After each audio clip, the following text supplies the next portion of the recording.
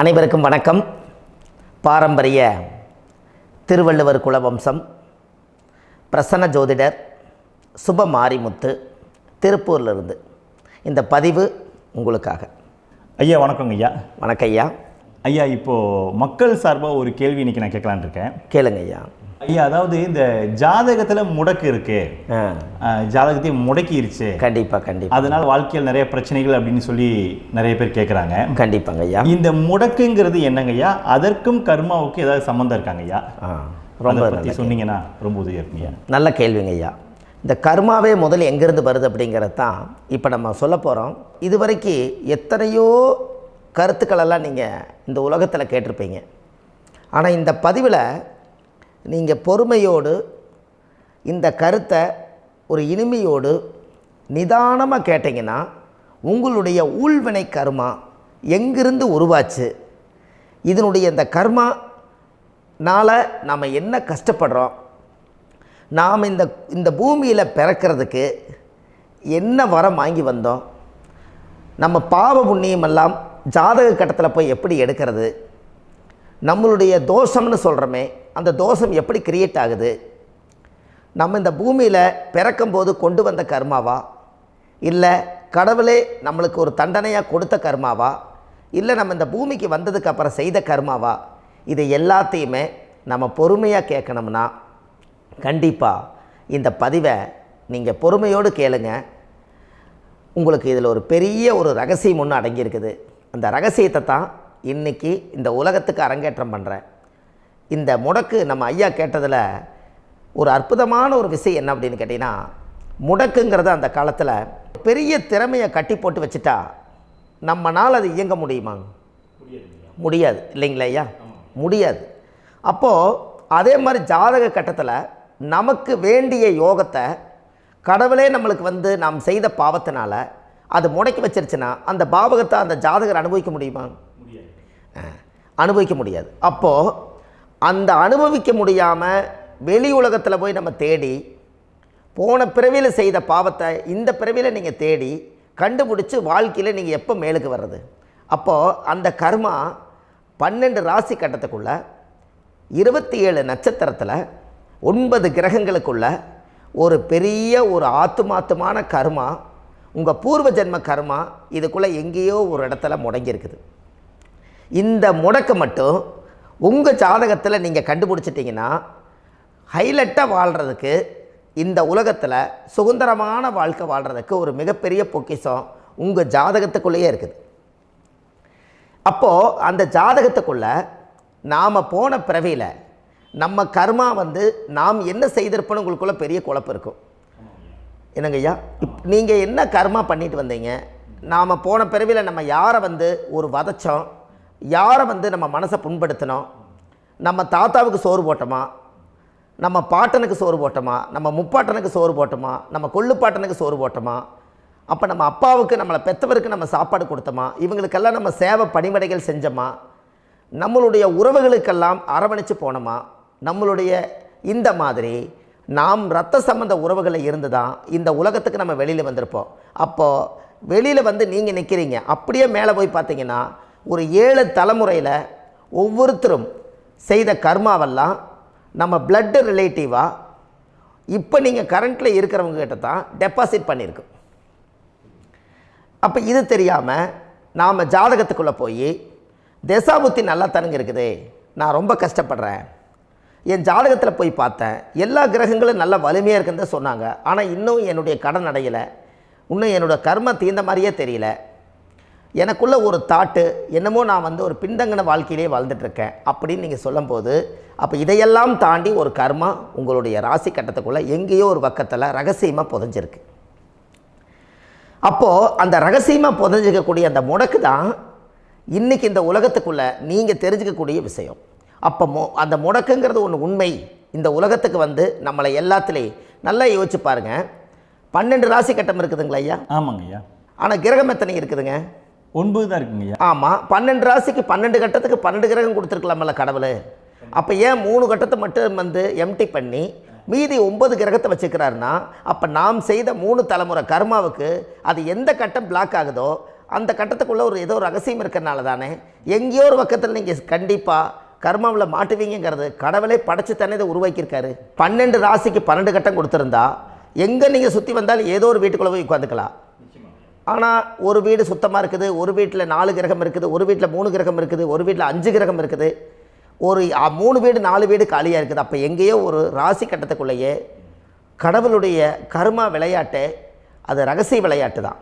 அப்போது இந்த இடத்துல தான் உங்கள் ஜாதகத்தில் முடக்கு இருக்குது.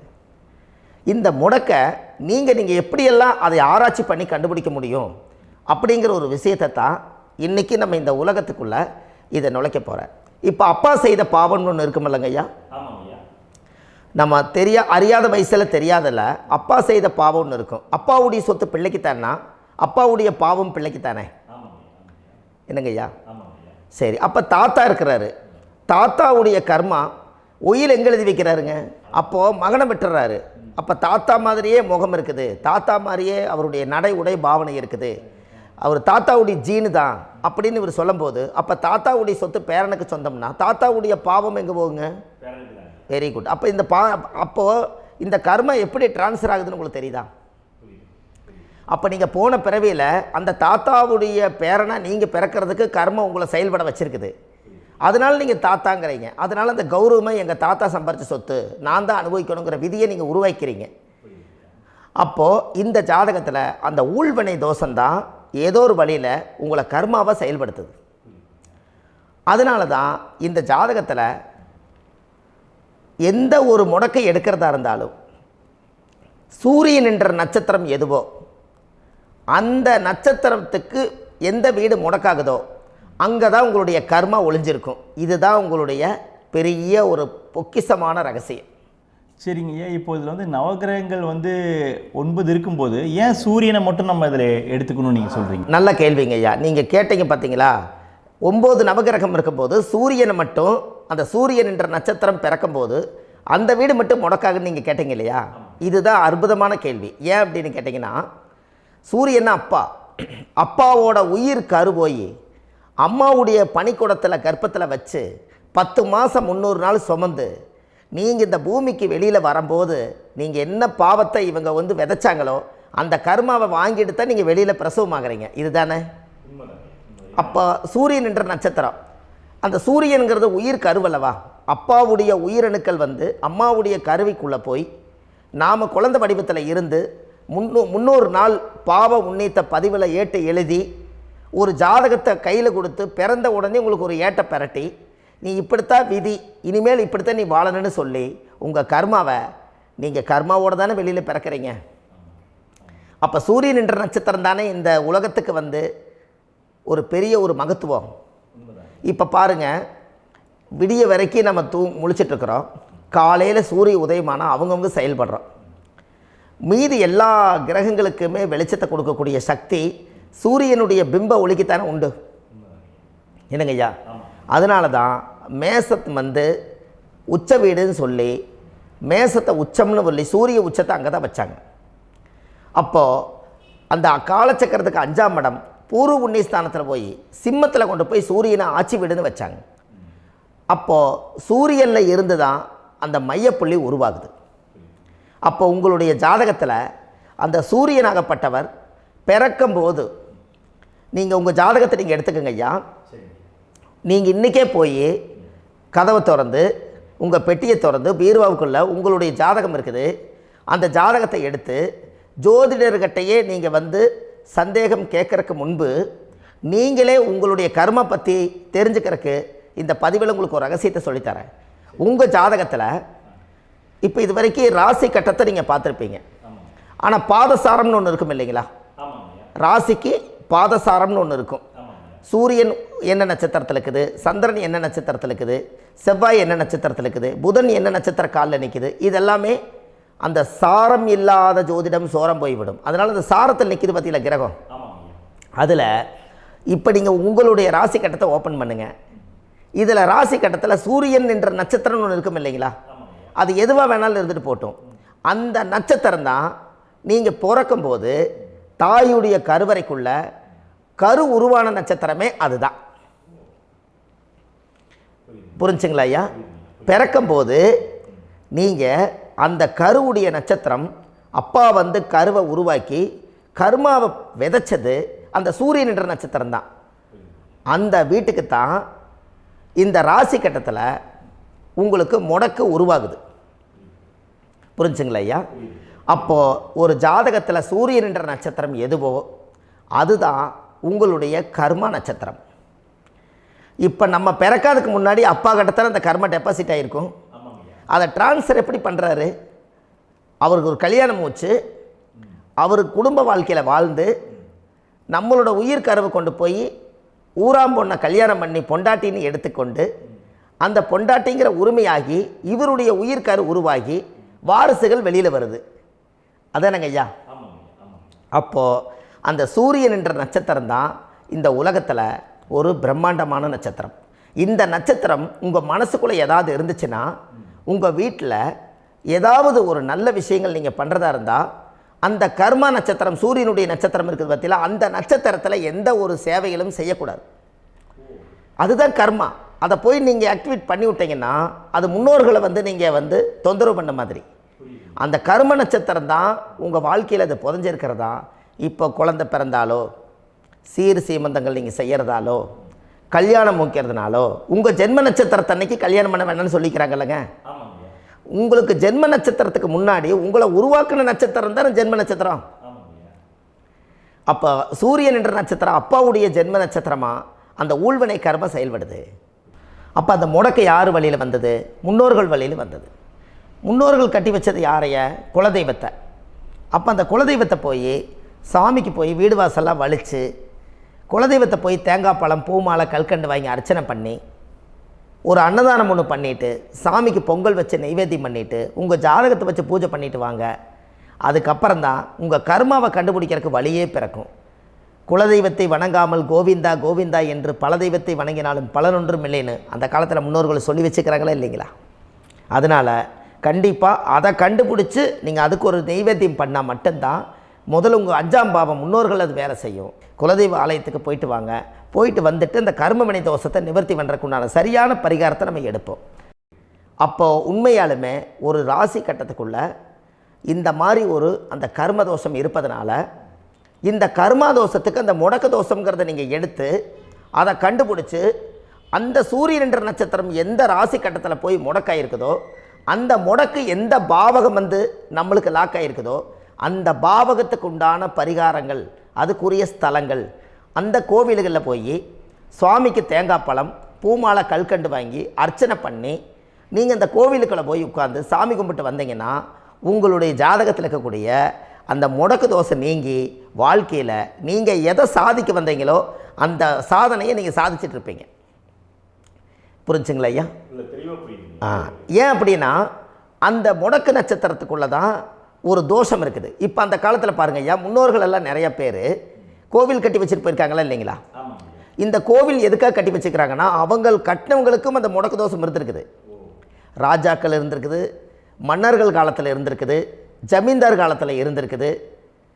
இப்போ அவங்களுடைய அமைப்புகள் எல்லாமே முன்னோர்கள் என்னமோ அறியாமல் தெரியாத தன்னடக்கம் இல்லாத ஒரு கர்மாவை இவங்க செஞ்சிட்டாலும் அதுக்குரிய பரிகார ஸ்தலங்களை கொண்டு போய் அந்த காலத்திலே ஜாதகம் பார்த்து நம்ம வந்து முன்னோர்களுடைய பாவத்தை நாம் செய்த பாவத்தையும் தீர்த்துட்டு நமக்கு கீழே அடுத்த சந்ததிகள் அடுத்த தலைமுறைகள் வந்தாலும் இந்த கோவில்களுக்கு வந்து விளக்கு போட்டு சாமி கும்பிட்டு இந்த மண்ணை மிதிச்சிட்டு போனால் அன்னையோடு அந்த கர்மா தீருங்கிறது அந்த காலத்திலேயே முடக்க தோஷ பரிகாரத்தை கோவில் வழியில் அந்த காலத்தை திசை திருப்பி வச்சுருக்காங்க. அப்போ நீங்கள் கோவிலுக்கு போகாமல் கண்டிப்பாக இந்த பரிகாரத்தை நீங்கள் உடைக்க முடியாது. ஏன் உடைக்க முடியாதுன்னா இப்போ நீங்கள் எத்தனை வருஷம் வாழ்கிறீங்க ஐயா? 120 வருஷமே வச்சுக்கோங்க. சூரியன் திசை 6 வருஷம், சந்திரன் திசை 10 வருஷம், செவ்வாய் திசை 7 வருஷம், ராகு திசை 18 வருஷம், குரு திசை 16 வருஷம், சனி திசை 19 வருஷம், புதன் திசை 17 வருஷம், கேது திசை 7 வருஷம், சுக்கிரன் திசை 20 வருஷம். இப்போ நான் சொன்ன டோட்டலெல்லாம் கூட்டிங்கன்னா 120 வருஷம் வரும். இது ஒரு மனிதர் பிறந்து பூரண ஆயுளோடு வாழ்ந்தால் இந்த 120 வருஷம் வாழ்ந்தால் அவர் இந்த பூலோக பதவி விட்டு சிவலோக பதவி போயிடுவார். அதுக்கு பேர் தான் பூரண ஆயுள் என்று பொருள். அப்போ இந்த பூரண ஆயுளை வாழ்ந்தவருக்கு 120 வருஷம். கோயில் எத்தனை வருஷம் வாழுதுங்க ஐயா? கோயில் பழங்காலத்து கோயிலெல்லாம் எத்தனை வருஷம் வாழுதுங்க? 12 வருஷத்துக்கு கும்பாபிஷேகம். அது ஓகே, அது பரவாயில்ல. 12 வருஷத்துக்கு ஒருக்கா பழசை புதுப்பிச்சு கும்பாபிஷேகம் பண்ணி மறுபடியும் அதுக்கு பவர் ஊட்டி சக்தி ஊட்டி அதுக்கு உருவேற்றுறாங்க. நான் சொல்கிறது கோயில் 5000 வருஷம் 4000 வருஷம் பெரிய பெரிய சித்தர்கள், மகான்கள், ரிஷிமார்கள், யோகிகள், சித்தர்கள் இவங்களெல்லாம் போய் கோவில்லையே சிவனையும் பெருமாளையும் வழிபாடு பட்டுட்டு கோவில்லையே ஒரு ஓரத்தில் ஜீவசமாதி ஆயிட்டாங்கன்னு பழைய கால கோயிலில் சித்தர்கள் குடியிருக்காங்களா இல்லைங்களா? இருக்காங்கல்லங்க ஐயா. அப்போது நாம் 120 வருஷம் வாழ்கிறோம், கோவில் 5000 வருஷம் வாழுது. எங்கே சக்தி அதிகமாக இருக்குன்னு சொல்லுங்க? கோவிலில் தாங்க ஐயா. கோயில் தான், அதில் ஒன்றும் மாற்றம் இல்லைங்களே. கோயில் தாங்க. அப்போ கோவிலில் தான் அந்த சக்தி இருக்குதுன்னு நீங்கள் சொல்கிறீங்க. அப்போ உங்களுடைய கர்மாவை உடைக்கிறதுக்கு 120 வருஷம் பெருசா 5000 வருஷம் பெருசான்னு சொல்லுங்கள்? 5000 தாங்க. அப்போ 5000 வருஷம் உள்ள அலைகள் வந்து எத்தனை அந்த சிவனுக்கு இப்போ சிவன் கோயிலே உங்களுக்கு முடக்கு தோஷத்துக்கு ஒரு கோயில் வருதுன்னு வச்சுக்கோங்க. அந்த கோவிலில் எத்தனை முடக்குகளுக்கு உண்டான கோவில்கள், எத்தனை பழங்களை ஊற்றி சாமிக்கு அபிஷேகம் பண்ணியிருப்பாங்க, எத்தனை பால் கூட ஊற்றிருப்பாங்க, பன்னீர், தேன், இளநீ, மஞ்சள் நீர், திருமஞ்சனம், அபிஷேகம், பொங்கல், நைவேத்தியம் இத்தனையும் செஞ்சு அந்த சிவனை வந்து சிவனாக பார்த்து அந்த கருவறைக்குள்ள ஒரு கிராணங்கள் வரும்போதும் கூட பாதுகாப்பு பண்ணி வச்சு நல்ல சக்தியோடு அந்த கருவறையை புத்தியோடு அவங்க வேலை செஞ்சு அந்த காலத்தில் வச்சுருக்காங்களா இல்லைங்களா? அப்போது நம்ம வீட்டை அவ்வளோ சுத்தமாக வச்சுருக்க முடியுமா? என்னதான் வாஸ்து இருந்தாலும் முடியாது இல்லைங்களா? அப்போது அவ்வளவு ஒரு பவர்ஃபுல்லான கோவில் அந்த முடக்கு தோஷத்துக்குள்ளே ரகசியமாக அந்த கோயில் அடங்கியிருக்குது. உங்கள் ஜாதகத்துக்குள்ளே உண்மையாலுமே ஊழ்வினை கோயில், கர்மவினை கோயில் அதுக்குள்ளே இருக்குது. அந்த ஜாதகத்தை கணிச்சு பார்த்தா கரெக்டாக உங்களுடைய ஜாதகத்தில் அப்பாவுடைய கருவறையிலேருந்து உயிர் உருவாகிற நேரத்தில் இருந்து இப்போ வரைக்கும் நீங்கள் கரண்ட்டில் வாழ வரைக்கும் அந்த கர்ம கூட வர்றதை ஒரே ஒரு இடத்துல போனால் மட்டும்தான் விட்டுட்டு வர முடியும். அது எந்த வீடு அப்படின்னு கேட்டால் உங்களுக்கு வந்து அப்பாவுடைய கர்மா வழியில் போய் அந்த கோவில் பழையகால கோயில், பழையகால தெய்வங்கள், அந்த கோவில் தான் உங்கள் ஜாதகத்துக்குள்ள ரகசியமாக இருக்கும். அது ஏன் இந்த பதிவில் உங்களால் சொல்ல முடியாது அப்படின்னா, இந்த பதிவில் ஏன் உங்க சொல்ல முடியாதுன்னா உங்கள் ஜாதகம் தெரியாமல் என்ன கோயிலை நீங்கள் சொல்லுவீங்க? இப்போ பொதுவாக ஒரு நட்சத்திரத்துக்கு ஏதோ ஒரு கோவிலை அவங்க சொல்லி நீங்கள் போயிட்டு வர்றீங்கன்னு வச்சுக்கோங்க. ஆனால் அது வேலை செய்யலைன்னா நம்மளுக்கு என்னங்க இவ்வளோ கஷ்டப்பட்டு போய் அதை பலனடையிலேன்னு கேள்வி கேட்டக்கூடாது. உங்கள் ஜாதகத்தை நீங்கள் கொண்டாங்க, உங்கள் டேட் ஆஃப் பர்த் டயத்தை போட்டு ஜாதகத்தை கணிச்சு நீங்கள் சூரியன் என்ற நட்சத்திரத்துக்கு உங்களுடைய கர்மவினை கோவில் யார், உங்களுடைய முடக்கு யார், ஊழ்வனை தோஷத்துக்கு உண்டானவர் யார், தாய் வழி கர்மா யார், தந்தை வழி கர்மா எது, நீங்கள் பிறக்கும்போது வந்த கர்மா என்ன, இது எல்லாம் கணிக்காமல் பொதுவாக ஒரு கோயிலில் போய் நீங்கள் பாட்டுக்கு சாமி கும்பிட்டு வந்தால் பலன் எப்படி கிடைக்கும்? கண்டிப்பாக கிடைக்காதுங்க ஐயா. என்னங்க ஐயா? அது தெரிஞ்சு பண்ணாதான் சரியா? ஒரு டாக்டர்கிட்ட போகிறீங்க, என்னை அப்படியே ஸ்கேன் பண்ணி ஒரே ஒரு மாத்திரை கொடுங்கன்னு கேட்டால் டாக்டர் கொடுப்பாருங்களா? அவர் என்ன பிரச்சனை இருக்குதோ அதை முதல்ல கண்டுபிடிச்சி ஸ்கேன் பண்ணி பார்த்து ரிப்போர்ட் எடுத்து அது மூலியமாக தான் கொஞ்சம் எடுத்து ஐயா உங்களுக்கு இந்த பிரச்சனை, இதுக்கு தீர்வுக்கு இதுக்குண்டான மெடிசன், இது இப்படித்தான் சாப்பிடணும்னு அது முறையாக சொல்லி அந்த உயிர் வாழ வைக்கிறாரு டாக்டர். அவர் ஒரு தெய்வ வடிவத்தில். கரெக்டுங்களா ஐயா? அப்போ உங்களோட கர்மா எங்கே செயல்படுது அப்படின்னா இந்த முடக்க நீங்கள் இந்த பதிவில் தெரிஞ்சுக்கங்க. அதுக்குரிய நட்சத்திரம் என்னன்னு தெரிஞ்சு வச்சுங்க. உங்கள் ஜாதகத்தில் சூரியன் என்ற நட்சத்திரத்தை எடுத்துக்கங்க. அந்த வீட்டுக்கு முடக்க இந்த பதிவில் எந்த வீடு லாக் ஆகிருக்குதுங்கிறத நான் உங்களுக்கு இந்த வீட்டில் சொல்கிறேன். அந்த வீட்டு நீங்கள் பாருங்கள், உங்களுடைய லக்கணத்துக்கு அது எந்த வீடு. இப்போ லக்கணத்துக்கு ஒரு 7வது வீடுன்னே வச்சுக்கோங்க. அப்போ லக்கணத்துக்கு 7வது வீடே முடக்கு. அப்படி ஒரு முடக்கு ஆகிப்போச்சுன்னா ஒரு ஜாதகத்தில் லக்கணம் தான் 1, 7ஆம் இடம்ங்கிறது மனைவி ஸ்தானம். ஒரு ஆணுடைய ஜாதகத்துக்கு 7ஆம் இடம் தான் மனைவி. அவருக்கு நல்ல மனைவி அமையாமல் ஆடம்பரம் இருந்தும் வீடு அரண்மனை மாதிரி இருந்தும் அந்த மனைவியை ஒரு சந்தோஷமாக அவர் அனுபவிக்க முடியாது. புரிஞ்சுங்களா ஐயா? சந்தோஷமாக அனுபவிக்க முடியாது. ஏன் அப்படி?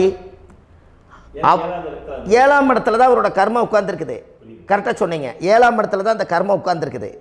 அப்போ அந்த 7ஆம் இடத்துல இருக்கக்கூடிய அந்த கர்மா போன பிறவியில் நீ மனைவிக்கு சோறு போடாமல் மனைவியை கட்டி வச்சு அடிக்கிறதும், மனைவியை துன்புறுத்துறதும், அந்த மனைவி இருக்கவே இன்னொரு வாழ்க்கைக்குள்ளே போகிறதும், இங்கே வாழ வேண்டிய தாம்பத்திய சந்தோஷத்தை கொண்டு போய் இன்னொரு இடத்துல கொடுக்கறதும், தெரிஞ்சிருந்தே நம்மளுடைய மனசுக்குள்ளே திருடுத்தனமாக வாழ்கிறதும், இது எல்லா கர்மாவும் போன பிறவியில் நாம் செய்த ஊழ்வினை கர்மா தான் உங்கள் ஜாதகத்தில் 7ஆம் இடம் முடக்கு. அப்போ அந்த 7ஆம் இடம் முடக்கா இருந்துச்சுன்னா கண்டிப்பாக உங்கள் ஜாதகத்தில் நீங்கள் என்ன அனுபவிச்சிட முடியும்? நல்ல நண்பர்கள் கிடைக்க மாட்டாங்க, நல்ல ஒரு பார்ட்னர்ஷிப் அமையாது, நல்ல ஒரு நட்பு வட்டங்களில் எதையும் அனுபவிக்க விடாது, ஒரு அங்கீகாரமான உறவுகளில் போய் நம்ம ஸ்ட்ராங்காக நிற்க முடியாது. 7ஆம் இடம் என்பது தாம்பத்திய வாழ்க்கை, பூர்த்தி இல்லாத வாழ்க்கையாக இருக்கும். இப்படியெல்லாம் அந்த ஜாதகத்தில் ஒரு பொதுவாக ஒரு ஜாதகத்தில் 7ஆம் பாவம் முடக்காயிட்டால் இந்த கர்மாவை அவர் அனுபவிச்சுக்கிட்டே இருப்பார். இது எப்போத்தான் அதுக்கு ஒரு தீர்வு வேணுங்கய்யா? அந்த கோயில் எதுன்னு நீங்கள் கரெக்டாக சொன்னீங்க. இப்போ இது மனிதனால் செயல்படுது. மனிதர்கள் தான் கோயிலை கட்டி வச்சாங்க. தெய்வத்தை விட ஒரு காலத்தில் மனிதர்களுக்கு மகிமை ஜாஸ்தி. ஏன்னா சாதாரண ஒரு மண் பூமியாக இருந்த இடத்த மனிதர்கள் தான் கோயில் கட்டி ஒரு மகிமைப்படுத்தி புண்ணியம் பண்ணி வச்சாங்க. மனிதர்களுக்கு சக்தி அதிகம்தான், ஆனால் பிரபஞ்சத்துக்கு அதை விட சக்தி அதிகம் அல்லவா? ஐயா, நீங்கள் கோவிலுக்கு போய் அந்த கர்மா உடைக்கிறதுக்கு கோவிலில் சக்தி இருக்குது, ரைட்டு. ஆனால் நம்ம வீட்டுக்கும் கோயிலுக்கும் ஒரு மிகப்பெரிய தொடர்பு என்னென்னா, அந்த கோயில் கட்டுறவங்க எல்லாமே பழைய காலத்து கோயிலெல்லாம் பாருங்கள், பஞ்சபூதத்தை வச்சு கட்டியிருப்பாங்க. பஞ்சபூதத்தை வச்சு தான் கட்டுவாங்க கோயில். அது உங்களுக்கு தெரியணும் இல்லைங்களா? பஞ்சபூதம்னா நீர், நெருப்பு, காற்று, பூமி, ஆகாயம். இந்த பஞ்சபூதத்தினுடைய சக்திகள் எல்லாம் ஒரே நேர்கோட்டுக்கு என்னைக்கு வருதோ அன்னைக்கு தான் அந்த கோவிலுடைய பாலக்கால் போட்டு 1000-2000 வருஷம் நிலச்சி நிற்கிறது. காரணம், இந்த பிரபஞ்சத்தில் பஞ்சபூதம் எப்படி நிலச்சி நிற்குதோ அதுபோல் 5000 வருஷம் நிற்கிறதுக்கு அந்த பஞ்சபூத சக்தி வச்சு தான் சாமி சிலையை பிரதிஷ்டை பண்ணி வச்சுருப்பாங்க. அதனால தான் இந்த கோயில்கள் எல்லாம் 5000 வருஷமாயும் எத்தனையோ கிராணங்களை எல்லாம் தப்பிச்சிருக்கிறதுக்கு காரணம். அப்பேற்பட்ட புண்ணிய ஸ்தலம் உங்களுக்கு எதுன்னு தெரியணும் அல்லவா? என்னங்க ஐயா? அப்பேற்பட்ட புண்ணிய ஸ்தலம் உங்களுக்கு எதுன்னு தெரிஞ்சால் தானே நீங்கள் போய் செய்ய முடியும், இல்லாட்டி கண்டிப்பாக தெரியாது. அப்போ இந்த முடக்கு தோஷத்தை கடவுள்கிட்ட கொண்டு போய் ஒப்படைக்கணும். நாம் பிறக்கும் போது கொண்டு வந்த கர்மாவை நாம் இருக்கும் காலத்தில் கொண்டு போய் இந்த கர்மாவை சுத்தப்படுத்தி, நீங்கள் பாவ ஆத்மாவை இந்த பூமியில் பிறந்து பூலோகத்தில் எல்லா புண்ணியத்தையும் செஞ்சுட்டு இந்த பூலோகத்தை விட்டு நீங்கள் போகும்போது புனித ஆத்மாவாக போகணுன்னா உங்கள் கர்மாவை கொண்டுட்டு போகாதீங்க, கர்மாவை நிவர்த்தி செய்யுங்க. என்னங்க ஐயா? அப்போ கர்மாவை சுத்தப்படுத்துங்க. கர்மாவை சுத்தப்படுத்திட்டு உங்களுக்கு பிறக்கிற குழந்தைகளுக்கு அந்த கர்மாவை டிரான்ஸ்ஃபர் பண்ணாமல் உங்களோட நில் பண்ணுங்க. ஒரு உதாரணம் சொல்லட்டுங்களா ஐயா? ஒரு காந்தம் ஒன்று இருக்குது இல்லைங்களா? ஒரு காந்தம்ங்கிறது ஒரு தாத்தாவாக வச்சுக்கோங்க. ஒரு இரும்பை கொண்டு போய் வச்சா ஒட்டு மோட்டாதா? அப்போ ஒட்டுனோடனே காந்தம்ங்கிறது தாத்தா, அவருக்கு பிறந்த வாரிசுக்கு அந்த கர்ம டிரான்ஸ்ஃபர் ஆயிருமா? சரி, இன்னொரு இரும்பை கொண்டு போய் வைங்க, ஒட்டு மோட்டாதா? அப்போ அது பேரனுக்கு வைங்க, பேரனுக்கு வந்துருச்சு அந்த கர்மா. இன்னொரு இரும்பை கொண்டு போய் வைங்க, அந்த காந்தத்துக்கு நேர் இன்னொன்று வைங்க, ஒட்டு மோட்டாதா? அப்போ அதை கொண்டு போய் நம்ம கொள்ளு பேரனுக்கு வைங்க. இப்படியே டிரான்ஸ்ஃபர் ஆகி தலைமுறையாக இந்த கர்மா தொடர்ந்துக்கிட்டே இருக்குது. இந்த இடத்துல கொண்டு போய் காந்தத்துக்கு இரும்பு ஒட்டிகிட்டே இருக்குதுல்ல, இந்த இடத்துல ஒரு மரக்கட்டை செஞ்சு கொண்டு போய் கரெக்டாக வச்சுக்கினே போட்டுமா? அந்த மரக்கட்டையை கொண்டு போய் வைக்கிறவர் யார்? மரக்கட்டை வச்சுட்டு அடுத்த வாரிசு புனிதமாக பிறந்துட்டு அந்த மேலே இருக்கிற கர்மாலாம் இந்த அடுத்த இதுக்கு வராதில்ல. இதுதாங்க ஐயா கர்மா. தொடர்ந்து வரக்கூடிய கர்மாவை அதை நில் பண்ணணுங்கிறதுக்கு பேர் தான் இந்த உதாரணத்தை சொன்னவங்களுக்கு. அப்போ நாம் இந்த பூலோகத்தில் நம்ம ஒரு தாயுடைய கருவறையில் இருந்து தொப்புள் கொடி அறுக்கும் நேரம் நாம் என்ன கர்மாவை வாங்கி வந்திருந்தாலும் அதையெல்லாம் ஆராய்ச்சி செய்து ஜாதகத்தில் முழுமையாக கண்டுபிடிச்சி ஒரு காலம் இல்லைனாலும் ஒரு காலம் நம்ம நல்லா இருக்கிறதுக்காக, நம்ம வாரிசுகள் எல்லாம் நலமடைஞ்சு வளமடைஞ்சு வர்றதுக்காக இந்த கர்மா தோஷத்தை கரெக்டாக கண்டுபிடிச்சி சரியான கோவிலுக்கு போய் நீங்கள் கர்மாவை நிவர்த்தி பண்ணி அங்கே பூஜை புனஸ்தானங்கள், சகசரநாம பூஜைகள், ஓமங்கள், வழிபாடுகள் இதெல்லாம் நீங்கள் செஞ்சு உங்களுடைய பாவத்தை எல்லாம் கழித்து உங்கள் ஜாதகத்தவே யோகமாக மாற்ற முடியும். கண்டிப்பாக மாற்ற முடியும். ஏன்னா நம்ம யாரை நம்பி செய்கிறோம்? சரியான கடவுள்கிட்ட வழிகாமிக்க போகிறோம். அப்போ கடவுள் பொய்யாயிருவாரா? ஐயா நம்ம அதாவது அந்த காலத்தை சொல்லுவாங்க, சத்தியுள்ள சாமி கும்பிட்டு புத்தி உள்ள உள்ளே பெக்கணும்னு சொன்னாங்க. 16 வதபதன்னு பெக்கலை, எல்லாம் அறிவோடு பெற்றாங்க. அதனால் எல்லாமே தாய் தந்தைகள் பேச்சை கேட்டாங்க. அன்றைக்கி எல்லாருமே தாய் தந்தைகளுக்கு தூணாக நின்னாங்க. அப்போ அந்த காலத்தில் சத்தியுள்ள சாமி கும்பிட்டு புத்தி உள்ள உள்ளே பெக்கணும்னு சொல்லி அன்றைக்கி அறிவோடு பெற்று இந்த கர்மாவை ஆளுக்கு ஒரு கர்மாவை டிரான்ஸ்ஃபரை பிரித்து எல்லாரும் சுத்தப்படுத்தினாங்க. இன்றைக்கி நம்ம ஒரு குழந்தை 2 குழந்தை பெற்று வச்சுருக்கோம். அவங்களுக்கே இவ்வளவு கர்மா வந்துருச்சுன்னா இந்த குழந்தைகளுக்கு என்னைக்கு இந்த கர்மாவை போய் கண்டுபிடிச்சி நீங்கள் எப்போ சரி பண்ணுவீங்கன்னு. அப்போ இந்த வாழ்க்கையில் ஏதோ ஒரு பிரபஞ்ச சக்தி நம்மளை அறியாமல் என்னமோ ஒரு இயக்கத்தில் கொண்டு போய் விட்டுருச்சுங்களா? அப்போ இனிமேலாவது இந்த கர்மாவில் இருந்து கண்டிப்பாக நம்ம நிவர்த்தி ஆகணும்னு சொன்னால் இந்த முடக்கு தோஷத்தை யாரெல்லாம் கண்டுபிடிச்சி இந்த ஊழ்வினை கர்மாவில் இருந்து நாம் கருவறையில் சுமக்கும் போது 10 மாதம் நீங்களாம் என்னென்ன நினச்சிருப்பீங்க? அதாவது கருவறைக்குள்ள கருப்பாக ஒரு பிண்டம் இடப்பக்கம் கிடக்கையில் இந்த பூமிக்கு வரும்போது நீங்கள் என்னென்ன நினச்சிருப்பீங்க? இந்த பிறந்ததுக்கு அப்புறம் வந்து தான் அம்மா தெரியுது, அப்பா தெரியுது, தாத்தா தெரியுது, பாட்டி தெரியுது, இந்த உலகத்தில் கண்கொள்ளாத காட்சிகள் எல்லாம் தெரியுது, எல்லாம் தெரியுது. ஆனால் 10 மாதம் உங்கள் வாழ்க்கையில் நீங்கள் இருக்கும்போது நீங்கள் என்னென்னலாம் நினச்சி இந்த பதிவில் இறைவன் கொடுத்தாரோ அதையெல்லாம் அனுபவிக்கத்தான் வந்தீங்க. அதுக்கு இடையில இருக்கிறதான கர்மா. இந்த ஒரு விஷயம் உங்களுக்கு கிடச்சிருச்சுன்னா நீங்கள் எல்லாருமே ராஜயோகமாக பிழைப்பீங்கள்ல. இதில் ஏழை பணக்கார யாரையுமே சொல்ல வரல. அவங்க பிறக்கும்போது புண்ணியத்தை பொறுத்து தான் போன ஜென்மத்தில் நம்ம என்ன புண்ணியங்கள் பண்ணி வச்சோமோ அந்த புண்ணியத்தில் இன்றைக்கி நல்லா வாழ்கிறாங்க. ஒருத்தர் கேட்டார், என் ஜாதகத்தில்ங்க எங்கூட படித்தவர் இடம் வாங்கிட்டார், வீடு வாசல் கட்டிட்டார், தொழில் பண்ணிட்டார், நல்லா இருக்கார், ஆனால் நான் இன்னும் அப்படியே தான் இருக்கிறேங்கன்னு ஒருத்தர் கேட்டார்.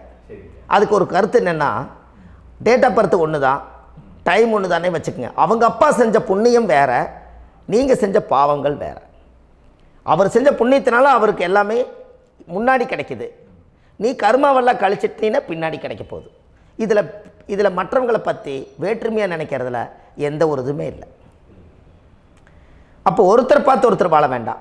உங்களுடைய சுய அறிவை வச்சு இந்த பூலோகத்தில் இந்த பூமியில் நீங்கள் 4 தெரிஞ்சு நல்ல விதமாக கற்றுக்கிட்டு இந்த உலகத்தில் சிறப்பாக வாழ கற்றுக்குங்க. அதுக்கு அந்த ஊழ்வினை தோஷத்தை கண்டுபிடிங்க. உங்களுக்குன்னு ஒரு முடக்கு இருக்குதுங்கிறத இன்றைக்கி நீங்கள் எழுதி வைங்க. அதை எப்படியாவது கண்டுபிடிங்க, அதை தேடுங்க. ஒரு முறை நீங்கள் ஜாதகத்தை கொண்டு வாங்க. அந்த ஜாதகத்தை கொண்டு வந்து உங்கள் பாவகத்தில் எத்தனாம் பாவம் முடக்காயிருக்குதுன்னு பாருங்கள். அந்த பாவகம் முடக்காயிருச்சுன்னா உங்கள் வாழ்க்கையில் அதிலிருந்து உங்களால் வெளியில் வரவே முடியாது, கண்டிப்பாக வர முடியாது. அதை நீங்கள் கண்டுபிடிச்சா மட்டும்தான் நீங்கள் மேலே வர முடியும். ஏன்னா நிறைய பரிகாரங்கள், பூஜைகள், யாகங்கள், ஓமங்கள் எல்லாம் செய்து வச்சும் கூட அந்த கர்மவினைக்கு உண்டான கோவிலுக்கு போய் அந்த 5000 வருஷ பழமை வாய்ந்த தெய்வத்துக்கிட்ட போய் நீங்கள் முறையிட்டு விளக்கு போட்டு உங்கள் கர்மத்தை எல்லாம் நான் நீ தான் தீர்த்து கொடுக்கணும்னு சொல்லி நம்பிக்கையோடு நீங்கள் போய் அந்த சரணாகதி அடையிறீங்க பாருங்கள், அங்கே தான் உங்கள் கர்மாவை எடுத்து விடுறாரு. அப்போ இந்த ரகசியம் உங்களுக்கு வேணுமல்லவா? அப்போ உங்கள் ஜாதகத்தில் எங்கே முடங்கி அதுக்குரிய கோவில்கள் எல்லாம் என்ன, அதுக்கு தான பரிகாரம் என்ன, அதுக்கு நீர் பரிகாரம் என்ன, யாத்திரை பரிகாரங்கள் என்ன, நீங்கள் வீட்டில் இருந்தே செயல்படுத்தக்கூடிய பரிகாரங்கள் என்ன, பரிகாரம் கோவிலுக்கு போய்த்தான் நடக்குமா, இல்லை நாம் வீட்டில் வச்சு வணங்குறதுனால நடக்குமா, நாம் செய்யக்கூடிய தர்ம பரிகாரங்கள் என்ன, தான பரிகாரங்கள் என்ன, இப்படி பல விதமாக இருக்கிறனால உங்கள் ஜாதகத்துக்கு எந்த மாதிரி பரிகாரம் கனெக்ட் ஆகுதுங்கிறது தெரியணும். இது தெரியாமல் கண்டிப்பாக உங்களால் செயல்படுத்துறது ரொம்ப கஷ்டம். இதனால் இதை நீங்கள் தெரிஞ்சுக்கணும்னா இப்போ நம்ம பாருங்கள், நீங்கள் அந்த தெரிஞ்சுக்கிட்டாலே உங்கள் வாழ்க்கையில் ஒரு டைம் தான் நீங்கள் தெரிஞ்சுக்க போகிறீங்க. உங்களுடைய கர்மா என்ன, நீங்கள் எங்கே செயல்பட்டு போயிட்டுருக்கிறீங்க, உங்கள் போகிற பாதை சரியா இல்லை அந்த பாதையில் முள்ளு கல் இருக்குதா, இது எல்லாம் உங்களுக்கு தெரியலனா இந்த முடக்கை கண்டுபிடிக்கக்கூடிய சக்தி வாய்ந்த இந்த கர்மாவை நிவர்த்தி பண்ணுறதுக்கு வழிகள் இருக்குது. அதனால் நீங்கள் கண்டிப்பாக இந்த முடக்கை தெரிஞ்சுக்கணும். இந்த முடக்கு ராசினா என்ன உண்மையாலுமே உங்கள் வாழ்க்கையில் நீங்கள் தெரிஞ்சு இனிமேல் உங்கள் வாழ்க்கையில் இதுவரையிலும் கர்மாவுக்குள்ளேயே கஷ்டப்பட்டீங்க, வழி தெரியாமல் கண்ணை கட்டி காட்டில் விட்ட மாதிரி இருந்தீங்க. இனி அப்படி இருக்க வேண்டாம். உங்கள் ஜாதகத்தில் 12 ராசி கட்டத்தில் 9 கிரகம் போகும், மீனி 3 கிரகம், 3 கட்டம் வந்து உங்களுக்கு எங்கேயோ ஒரு பக்கத்தில் 3 கட்டம் எம்டியாக தான் இருக்கும். கரெக்டுங்களா? அது இல்லாமல் ஒரு ஜாதகம் பிறக்காது. ஏன்னா 9 கிரகத்துக்கு 9 கணக்கு போட்டால் 3 கட்டம் எம்டியாக தான் நிற்குது. அந்த கட்டத்துக்குள்ளே எந்த நட்சத்திரத்தில், எந்த சாரத்தில், எத்தனாவது டிகிரியில், எத்தனாவது பாதசாரத்தில், எத்தனை வெகுளையில், எத்தனை செகண்டுக்குள்ளே இந்த கர்மா உள்ளே புகுந்து உங்களை செயல்படுத்துதுங்கிறத கண்டிப்பாக உங்கள் ஜாதகத்தை கொடுங்க. பார்த்து இந்த விஷயத்தை சொல்கிறேன், நீங்கள் அந்த இடத்துக்கு போய் நிவர்த்தி பண்ணிவிட்டு உங்கள் வாழ்க்கையில் கொஞ்சம் காலம் வாழ போகிறீங்க. பாருங்கள், பிறந்ததுலேருந்து 20 வருஷத்துக்குள்ளே இளமையாக வாழ்கிறீங்க, குழந்தையாக வாழ்கிறீங்க. 20லேருந்து 40 வயசுக்குள்ளே தான் உங்களுக்கு ஒரு பொண்ணை பார்த்து கல்யாணம் பண்ணி ஒரு கரு உருவாக்குறீங்க. அதுக்கப்புறம் 40லேருந்து 60க்குள்ளே குழந்தை பெற்று கடமை முடிச்சிடுறீங்க. 60 வயசுக்கு மேலே ரிட்டையர்ட் ஆகிடுறீங்க. இந்த 20க்கும் 60க்கும் இல்லாத 20லேருந்து இந்த 40 வயசுக்குள்ளே உங்களோட தேடல் என்னவோ அது வாழ வேண்டிய சுகபோகமான வாழ்க்கை எல்லாமே அந்த 40க்குள்ளே தான் இருக்குது. இந்த 40க்குள்ளே இருக்கக்கூடிய வாழ்க்கையை இந்த கர்மா தெரியாமல் காலத்தை வீணாக்க வேண்டாம். வாழ வேண்டிய வயசில் நீங்கள் வாழணும். அதுக்குரிய கர்மாவை நீங்கள் சுத்தப்படுத்துங்க. எப்படியெல்லாம் நீங்கள் சந்தோஷமாக வாழ்கிறீங்கன்னு எனக்கு ஒரு தகவல் கொடுங்க. வேறு லெவலில் நீங்கள் இருப்பீங்க. கண்டிப்பாக இந்த பதிவில் உங்களுக்கு நான் இந்த விஷயத்தை கொடுக்க போகிறேன். இந்த முடக்கு நட்சத்திரங்கள் என்ன அப்படிங்கிறத இந்த பதிவில் நீங்கள் ஒரு நோட் ஒன்று எடுத்துக்கோங்க, குறித்து வச்சுக்கோங்க. இதில் இருந்து அவங்கவுங்களுக்கு முடக்கு நட்சத்திரம் என்னங்கிறத இந்த பதிவில் நான் உங்களுக்கு கொடுக்குறேன். இந்த வீடு தான் அது முடக்குங்கிறத சொல்கிறேன். இதையெல்லாம் நீங்கள் தெரிஞ்சு உங்கள் ஜாதகத்தவே நீங்கள் முடக்கு எடுத்து கண்டிப்பாக உங்கள் வாழ்க்கையில் நீங்கள் நல்லா இருப்பீங்க. அதுக்கு ஒரு நோட் எடுத்து வச்சுக்கோங்க. இது வரைக்கும் கர்மாவை பற்றி நம்ம பேசினோம். உங்கள் ஜாதகத்தில் சூரியன் என்ற நட்சத்திரத்துக்கு தான் முடக்குன்னு சொன்னீங்களே, எந்த வீடுங்கிற ரகசியத்தை இன்றைக்கி நம்ம எல்லோரும் தெரிஞ்சுக்கலாமா? இத்தனை காலமாக நீங்கள் தெரிஞ்சுக்காத ஒரு ரகசியத்தை இன்றைக்கி உங்கள் ஜாதக கட்டத்தில் நீங்களே முடக்க கண்டுபிடிச்சி அதுக்குண்டான பலனை தேட போகிறீங்க. அந்த தேடல் தான் உங்களை கொண்டு போய் உட்கார வைக்க போகுது. ஒரு உதாரணம், உங்கள் ஜாதகத்தில் பாதசாரம் இருக்குது அல்லவா? அந்த பாதசாரத்தில் சூரியன் என்ற நட்சத்திரம், சூரியன் நின்ற நட்சத்திரம் பாதசாரத்தில் கரெக்டாக எடுங்க. சூரியன் என்ற நட்சத்திரம் மிருகசீரிஷ நட்சத்திரமாக இருந்தால் அந்த வீடு யார் வீடு முடக்குன்னு உங்களுக்கு தெரியுமா? மிதுன ராசி வீடு தான் முடக்கு. அப்போ உங்கள் லக்கணத்துக்கு அது எத்தனாவது வீடுன்னு பாருங்கள். அந்த பாவகத்தை நீங்கள் அனுபவிக்க முடியாது. இந்த முடக்கை மட்டும் நீங்கள் தெரிஞ்சுக்குங்க. இந்த பரிகாரங்கள் எல்லாமே உங்கள் ஜாதகத்தை பார்த்து உங்களுக்கு நான் பலன் எடுக்கிறேன். ஏன்னா பரிகாரம் எல்லாத்துக்கும் ஒரே மாதிரி வராது. நல்லவங்களுக்கும் ஒரே பரிகாரம், கெடுதல் பண்ணவங்களுக்கும் ஒரே பரிகாரம், முற்பிறவியில் செஞ்ச பாவங்களுக்கும் ஒரே பரிகாரம், இந்த பிறவியில் செஞ்ச பாவங்களுக்கும் ஒரே பரிகாரம் வராது. உங்கள் ஜாதகத்தில் டேட் ஆஃப் பர்த் வேறு, டைம் வேறு, பிளேஸ் வேறு, உங்களுடைய ஊரில் ஏதோ ஒரு சூரிய உதயத்தினுடைய எல்லாமே மாறும். அப்போது அதுக்குரிய சமாச்சாரங்கள் உங்களுடைய வழியில் ரகசியமாக தான் இருக்கும். அதை நம்ம கணக்கு போட்டு ஜாதகம் பார்த்து அதில் பிரசன்னப்படியும் இயற்கை பிரசன்னம் போட்டு உங்களுக்கு அந்த சோழி போட்டு பார்த்து உங்களுடைய பிரபஞ்சத்துக்கும் உங்களுக்கும் என்னென்ன கனெக்டிவிட்டி இருக்குதுன்னு பார்த்து அதிலிருந்து கண்டுபிடிச்சி பரிகாரத்தை எடுத்தால் மட்டும்தான் அதிகாரமாக வேலை செய்யும். அப்போ கண்டிப்பாக இந்த மிருகசீரிஷ நட்சத்திரம் தான் உங்களுக்கு சூரியன் என்ற நட்சத்திரம். அப்போ மிருகசீரிஷ நட்சத்திரத்துக்கு உங்கள் வாழ்க்கையில் ஒரு நல்ல ஒரு வெளிச்சம் போட்டு வாழணும்னால் மிதுன வீடு தான் முடக்கு. மிதுனம் ஆரோட வீடு? அது புதனோட வீடு. புதன் யார்? மாமன் வர்க்கம். அப்போ மாமன் வர்க்கத்தில் இருந்து தான் உங்களுக்கு கர்ம வேலை செய்யுது. அப்போ அந்த மாமன் வர்க்கத்துக்கு உண்டான ஊழ்வினை தோஷத்தை நீங்கள் நிவர்த்தி பண்ணால் தானே உங்கள் ஜாதகம் நல்லா வேலை செய்யும். கண்டிப்பாக அது மாதிரி ஒரு வேலையை நம்ம செய்வோம். உங்களுக்கு நான் அந்த பரிகாரங்களை எல்லாம் உங்களுக்கு நான் எடுத்து கொடுக்குறேன். மிருகசீரிஷ நட்சத்திரத்தில் இது வரைக்கும் நீங்கள் பார்த்தீங்க. அடுத்த பதிவில் திருவாதிரை நட்சத்திரத்தை பற்றி நம்ம பார்க்க போகிறோம். நம்ம ஆன்லைன்லேயே ஜாதகம் பார்க்குறோம். உங்கள் date of birth, time, place கொடுத்தீங்கன்னா போதும். உங்களுக்கு ஜாதகத்தை கணிச்சு ஃபோன்லேயே உங்களுக்கு கர்ம ராசி கண்டுபிடிச்சி உங்களுக்கு உண்டான கர்ம பரிகாரத்தை சொல்லி உங்கள் வாழ்க்கையில் ஒரு வெளிச்சத்தை கொண்டு வர்றதுக்கு என்றைக்கும் உங்களுக்கு உறுதுணையாக இருப்பேன். நீங்கள் கண்டிப்பாக இந்த பதிவுகள் எல்லாம் இது உங்களுக்காகத்தான். இது அதிகாலை நேரத்தில் பிரம்ம முகூர்த்தத்தில் இந்த பதிவை உங்களுக்கு முழுமையாக சமர்ப்பணம் பண்ணுறேன். இதை இதை வழி நடத்தி இதைய எப்படியெல்லாம் இந்த முடக்கை கண்டுபிடிச்சி இப்படியெல்லாம் பேச வச்சு அழகு பார்க்க நம்ம முன்னோர்களுடைய ஆசீர்வாதமும் இந்த முடக்கை கண்டுபிடிச்ச குருமார்களும் அவங்களுடைய குடும்ப பாரம்பரிய வம்சாவளிகளும் எல்லாருமே நல்லா இருக்கணும். அதுக்காக இந்த நேரத்தில் நான் அடியேன் சுப மாரிமுத்தாக இருந்து திருப்பூர்லேருந்து இந்த பதிவை உங்களுக்கு நான் கொடுக்குறேன். கண்டிப்பாக இந்த முடக்கு கோயிலுக்கு, இந்த முடக்கு தோஷத்துக்கு உண்மையான பரிகாரங்கள், எளிமையான பரிகாரங்கள் நீங்களே வாழ்க்கையில் செஞ்சு ஆதிகால பரிகாரங்கள் உங்கள் மனசுக்குள்ளே இருக்குது. அதை செயல்படுத்தினா மட்டும் போதும். வாழ்க்கை எங்கேயோ போயிடும். கண்டிப்பாக ஒரு முறை உங்கள் ஜாதகத்தை அனுப்பி வைங்க. உங்களுக்கு நான் பார்த்து பலன் சொல்கிறேன். இன்றைக்கி நான் கொடுத்த பதிவுகள் எல்லாம் உங்களுக்கு ரொம்ப பயனுள்ளதாக இருந்திருக்கும். உங்களுக்கு இது வரைக்கும் எத்தனையோ கர்ம வினைகளை பற்றி தெரியாமல் இருந்திருப்பீங்க. இந்த பதிவில் நிறைய கேட்டு தெரிஞ்சுக்கிட்டீங்க. இதெல்லாம் வாழ்க்கையில் ரொம்ப முக்கியமான பரிகாரங்கள், எளிமையான பரிகாரங்கள். நேராக நீங்கள் கடவுளைத்தான் கெட்டியாக பிடிக்க போகிறீங்க. அந்த பரிகாரங்கள் எல்லாம் செஞ்சு அதிகாரமாக வாழ்ந்து இந்த பூலோகத்தில் நல்ல சிறப்பாக வாழ்கிறதுக்கு இந்த பரிகாரம் உங்களுக்கு ரொம்ப யூஸ்ஃபுல்லாக இருக்கும். கண்டிப்பாக இந்த பதிவை செய்யுங்க. நம்ம பாரம்பரிய திருவள்ளுவர் குல வம்சம், பிரசன்ன ஜோதிடர் சுப மாரிமுத்து, திருப்பூரில் இருக்கேன். 30 ஆண்டு காலமாக நம்ம ஜோதிடம் பார்த்து கொண்டு இருக்கிறோம். இவ்வளவு காலமாக எத்தனையோ ஆயிரக்கணக்கான மக்களுக்கு நம்ம ஜோதிடம் பார்த்து வழிகாட்டி நிறைய மக்களுக்கு நிறைய சேவைகள் செஞ்சுருக்கேன். நிறைய கோயில் கட்டி வச்சுருக்கேன், கும்பாபிஷேகங்கள் பண்ணி வச்சுருக்கேன், அன்னதானங்கள் நிறையா பண்ணி வச்சுருக்கேன், புண்ணிய யாத்திரைகள் நிறைய போய் வந்திருக்கேன். மக்களுக்காகவே நான் உங்களுக்கு உழைக்க தயாராக இருக்கேன். இந்த ஜோதிடம் வந்து என்னுடைய ஒரு பாரம்பரியமாக, என்னுடைய அப்பா தாத்தா முன்னோர்கள் இதெல்லாம் எங்களுடைய குலத்தொழில் இது. அதனால் நாங்கள் பாரம்பரியமாக திருவள்ளுவர் குல வம்சம். வள்ளுவர் வாக்குன்னு யூடியூப் சேனலில் போனீங்கன்னா 1000 பரிகாரங்கள் கொடுத்துருக்கேன். அதுவும் உங்களுக்கு ரொம்ப யூஸ்ஃபுல்லாக இருக்கும். வள்ளுவர் வாக்கு அப்படின்னு போடுங்க. அப்படி இல்லைன்னா சுப மாரிமுத்துன்னு போடுங்க. இதில் பரிகாரங்கள் நிறையா கொடுத்துருப்பேன். கண்டிப்பாக இதெல்லாம் நீங்கள் சந்தித்து நீங்கள் ஒரு சப்ஸ்கிரைப் பண்ணி வச்சுக்கோங்க. நான் போடக்கூடிய பதிவுகள் எல்லாமே உங்களுக்கு நோட்டிஃபிகேஷனை வந்துடும். அதனால் நீங்கள் ஒரு சப்ஸ்கிரைப் பண்ணி வச்சுக்கோங்க. தினமும் ஒரு தகவல் உங்களுக்கு கொடுத்துக்கிட்டே இருக்கேன். இதெல்லாமே உங்களுக்கு ஒரு பெரிய சந்தோஷமான நிகழ்ச்சிகள். என்றைக்கும் உங்களோட நான் வாழ்கிறேன். உங்களுடைய குடும்பத்தில் நான் ஒருத்தராக இருந்து குடும்ப ஜோதிடராக நான் இருப்பேன். கண்டிப்பாக ஆயுளுள்ள வரைக்கும் உங்களுக்காக இந்த ஜோதிடத்துக்கு உழைச்சி உங்கள் குடும்பத்தில் ஒருத்தராக நான் வந்து ஒரு ரத்த உறவில் நான் வந்து இந்த பூர்வ ஜென்மத்தில் உங்களுக்கு நான் கடமைப்பட்டிருக்கேன். கண்டிப்பாக அடுத்த பதிவில் உங்களை நான் சந்திக்கிறேன். வாழ்வது ஒரு முறை, வாழ்த்தட்டும் தலைமுறை. நன்றி, வணக்கம்.